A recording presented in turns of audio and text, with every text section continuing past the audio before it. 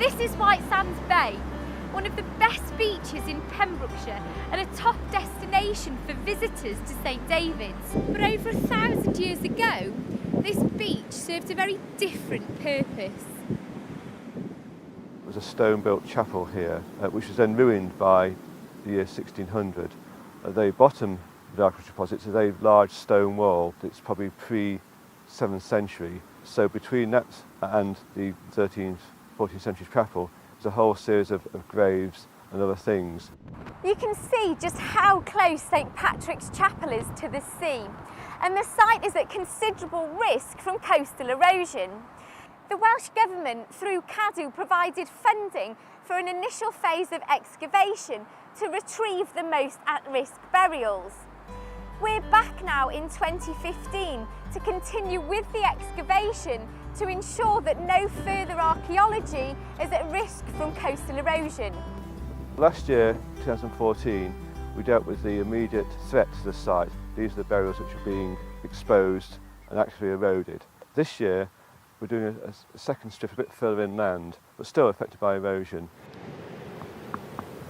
But once we get down to the top of the archaeological deposits, we treat everything very carefully. The first thing we do is record everything by drawings, by photographs, written descriptions. So you build up a whole picture of the site, which you can then reconstruct back in the office. We're looking at quite a complex site because a number of different layers of activity have built up over time. In this trench here, we have a stone structure that's possibly a wall, and that predates the burials that we've excavated so far. So what we're sitting on here is the earliest built structure of the site. It's made of these massive beach boulders, and it's a wall which runs under everything else on the site. When this wall began to fall apart and sand built up against it, the kiss graves we have on this site were cut through it. And there's one behind me here which is cut right through the wall.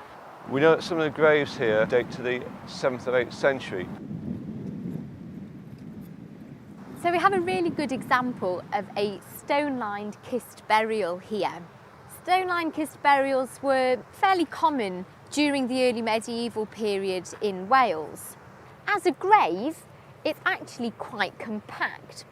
And what they'll have done is they'll have cut the grave and then lined the perimeter of the grave with these stone slabs. They'll have then have deposited the body and capped it with a series of fairly large flat stone slabs known as lintels. One of the things about this site which is perhaps unexpected, just how well preserved the human bone is. But here, because it's in windblown sand, it's very good preservation, which analysis, you get an awful lot of information from the analysis of the bone, which you can't do on sites where the bone's not so well preserved. It really tells us how the people were living, what their diet was, what their age structure was. A huge amount of information we can obtain from this site. It does seem as though the latest use of this cemetery site was suited for children.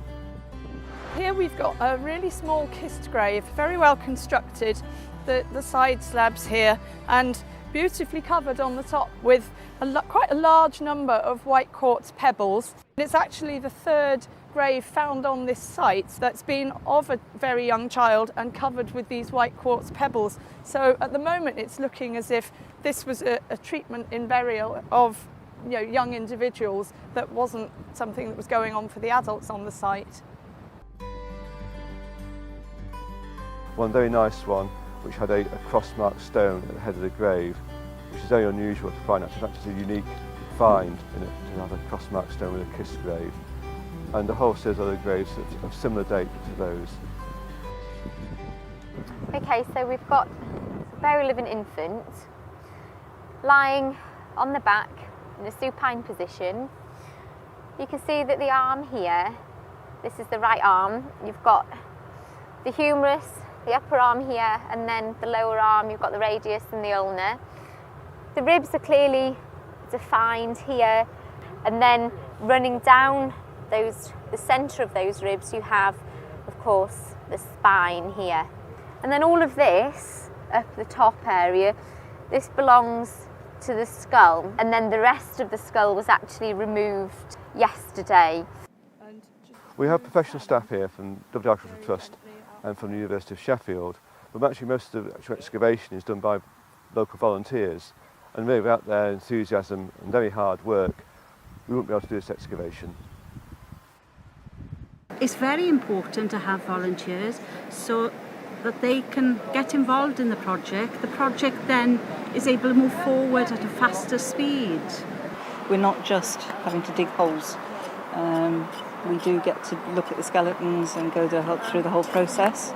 Reflecting on it, it's wonderful that people will have come here looking for answers to questions. And they're probably going to leave with even more questions. I mean, there is so much history here and so little written that it in a way makes it much more interesting. At the moment we haven't quite achieved what we hoped to this year, simply because the site has been so much more complex than we envisaged. So at the end of this season we'll then backfill the site, re-turf it over and hopefully get some more funding for next year. All of the human remains removed from the site during the excavation have now been brought to the osteology laboratory at the University of Sheffield, and the process of recording the remains can begin. This process begins initially by removing all of the bones from the box and laying out each skeleton one by one. The remains are recorded in terms of the presence or absence of different elements, how fragmented the actual skeleton is, how complete it is, and also the degree of erosion that has happened on the surface of the bones. And then the process moves on to then record, for instance, the age and the sex of the individual. The long bones, like this femur, are used for calculating stature. So we can also look at the chemical composition of the tooth enamel in order to determine whether or not the individual was local to the region where they were buried. And we can do this because during tooth formation, that is during childhood, oxygen and strontium from food and drink are incorporated into the enamel. But these isotopes give us a geological and a climatic signature. We can say whether these individuals were local to the area around St Patrick's Chapel or not, and if not, we can suggest possible places where they might actually have grown up. The study of cemetery sites like this and having the opportunity to handle the human remains means that we naturally reflect on who these people were and how they lived. By looking at the archaeological evidence, we can actually study the remains of those people that lived in the past, and we can delve a bit further into the lives of all members of the society.